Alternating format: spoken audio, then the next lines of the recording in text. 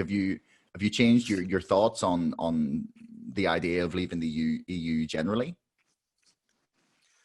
No, I mean, my notion of whether Brexit's a good thing or not. Now, I should just preface that by saying that, in a way, I wear two hats, because I'm both British, born in the UK and resident in the UK. I happen also to be a dual national. I'm a German citizen too, but I mostly identify as British, having grown up here.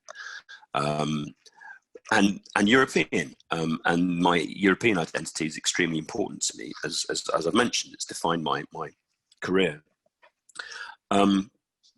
So that being so, where was I going with this? No, I've always thought that Brexit was an absolutely terrible idea, and I still think that. And I have not had a moment's doubt on that at all, except insofar as with my EU hat on, I've thought maybe for the EU it wouldn't be such a bad thing. Sometimes I've thought, it's not a bad thing for the EU, for the UK to take this sort of journey into the wilderness. So that's the kind of double-hatted bit of it. But as a Brit, as somebody who's British and who wants the best for this country, no, I've never had the moment's doubt that it's a terrible, terrible thing. The only thing that's changed is my assessment of where the UK government would take this. I thought that they would be more sensible. I really didn't think that they would be as incompetent and handle it as poorly as they have. I thought that having lost this referendum, they would at least work with the EU to try and rescue what we could from it, and head for a softer landing than we have. On that, I've been constantly disappointed, and so that there's that. Then there's acceptance of the fact that we are going to Brexit. Now, I fought that at every step of the way. I always thought it was likely that we would end up leaving, but there was a chance that we could stop it, and as long as there was a chance, we should try and do that. That chance disappeared after the general election last year, when Boris Johnson won his election. After that, it was obvious that it wasn't going to happen. We were going to leave. That changes things in certain key ways. It means that the focus has to shift from trying to reverse the outcome of the referendum, to making the best of what happens afterwards. Now, on that, my view is that we're going to be out for a long time. That is going to take a long time for us to build back to a platform for rejoining. And that's where we need to be. It needs to be a long-term campaign, and that campaign has to be a broad campaign. So on one extreme, you're going to have people who are shouting for rejoining, and I intend to be one of those people. And there are going to be other people who are saying, incrementally, let's just do what we can to be pragmatic and realistic and realign ourselves with the EU. And but collectively, we're going to get to a point. My view is we are going to get to a point in 5 to 10 years' time where we are far more aligned with the EU than it currently looks as if we're going to be. And that then provides a platform for ramping up rejoin efforts. And I think we're looking sort of 10, 15, 20 years down the line for that. But that's where we are. I mean, that's a fight for other people now, I think. I mean, by that point, I'll be retired, and But yeah, I have not wavered one millimeter from my absolute conviction that Brexit is an absolute shit idea.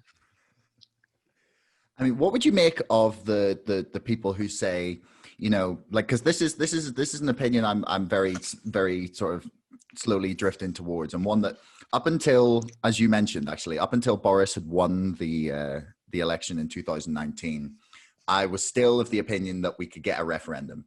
I honestly thought that there was a reasonable chance of Corbyn getting in with some sort of coalition, and we'd have a referendum, and then that would really settle the question. And I'm not sure whether people would have gone Remain if we'd had the chance to vote again, because I really am not quite sure. I think we might have leaned Remain, but I'm not sure it would have settled the question if we'd had a second debate. But since then, maybe this is just like my brain trying to be optimistic of the situation, but I've been reading some critiques of Europe, and at the minute it looks, to some people at least, like the leaving Europe may not be the worst idea as it becomes sort of more unstable and difficult to govern. Like one of the critiques I really buy actually is that it's become too big, and it's especially with the euro, it's incredibly difficult to govern like or make fiscal policy for that big a group of nations. And I'm curious as to whether you think that in 10 years that the EU will still be in the same position in terms of like global power, in terms of economic stability, in terms of their just the state of the European Union generally, and whether at that point it'll still be worth rejoining for us, or at least worth like asking the question. Well, look, this has been a recurrent theme in UK politics, primarily on the Leave side, but not just on the Leave side. This has been a recurrent theme all the way through, which is that the EU is doomed. It's going to fall apart. The euro is going to collapse. It's too big to manage. And at every point, the EU has shown that to be false. I mean, the EU, if anything, Brexit has revived a lot of people's passion for European integration and a lot of people's faith in it as a concept. Now, so I want to divorce the two sides. There's a discussion to be had about the EU. I want to keep that entirely separate from the discussion about Brexit. Now, the idea that the UK will be better off outside while the EU reforms itself and sorts itself out, I think is a good idea for the EU, because the EU could do without the baneful influence and the baleful influence of the UK during this process. If it's a terrible idea for the UK, because the UK will then simply be, well, for all the reasons that we know, but it'll be a terrible thing for the UK to be outside the EU. Point final, full stop. It's going to suffer economically, and we're going to go through a very bitter and difficult period in terms of our own political life during this period. It's going to be a very difficult period, I think, for the UK.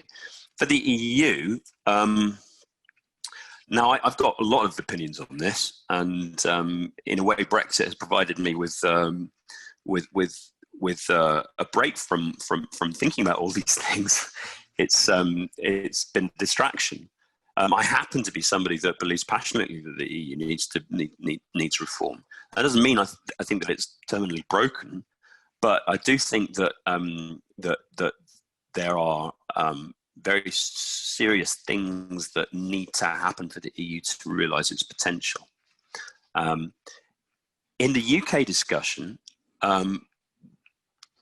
and not only in the UK, but in the UK discussion, when we talk about reform in the EU, generally we're talking about rolling back the powers of the EU. Mm-hmm. We're talking about making it more intergovernmental as opposed to giving it sort of quasi status of a state. That's not the kind of reform that I mean at all. In my view, which I've documented a number of times in my blog, and I've also discussed it on the podcast a few times. In my view, the problem, the number one problem that the EU has is that there is imbalance between its institutions. The European Council and the Council of the European Union, not the same thing, but increasingly the same thing, have far too much power. In terms of the interinstitutional dynamics of the European Union. And that gravely hampers our capacity to act and to do what needs to be done. So the kind of reform that I'm talking about, and this then ties into the whole issue of subsidiarity and federalism that I think we're going to discuss.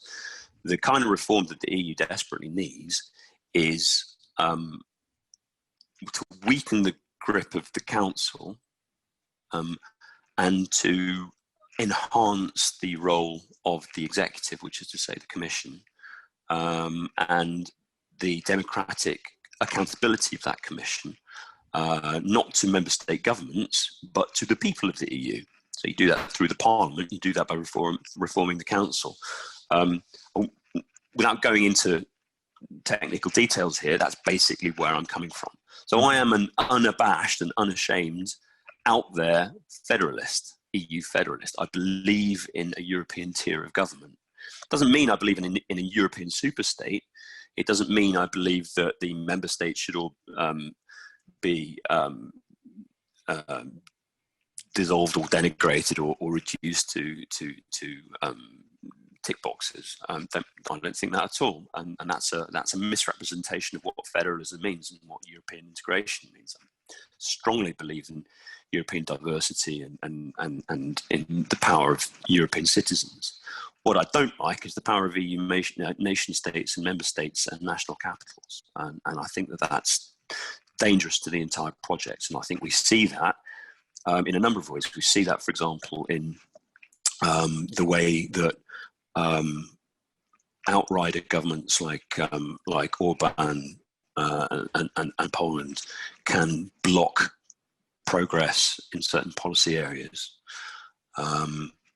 I see it on a daily basis in the area that I work, which is foreign policy. So I work in the EU's foreign policy branch, and that's still intergovernmental for the most part, which means that we can't proceed, we can't do anything without unanimity of all our member states.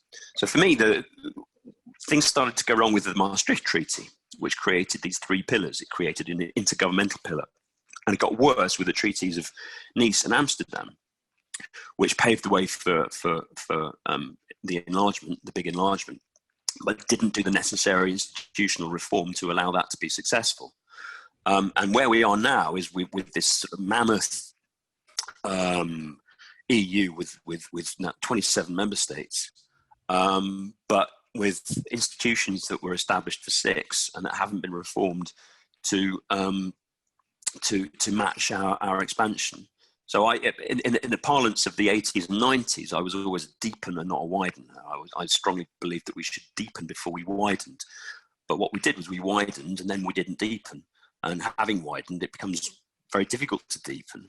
So I wouldn't say that I'm necessarily particularly optimistic for the path of, I'm not saying that my vision is something that I believe is going to come to pass, but I think it's something that needs to come to pass. If we don't get it, it doesn't mean that the EU is just simply going to collapse in upon itself. It just means that we're going to be what we are now. And that is still pretty important. It's an economic superpower, but it's not something that is capable of leveraging its economic superpower status into meaningful impact on the global stage in non-economic scenarios.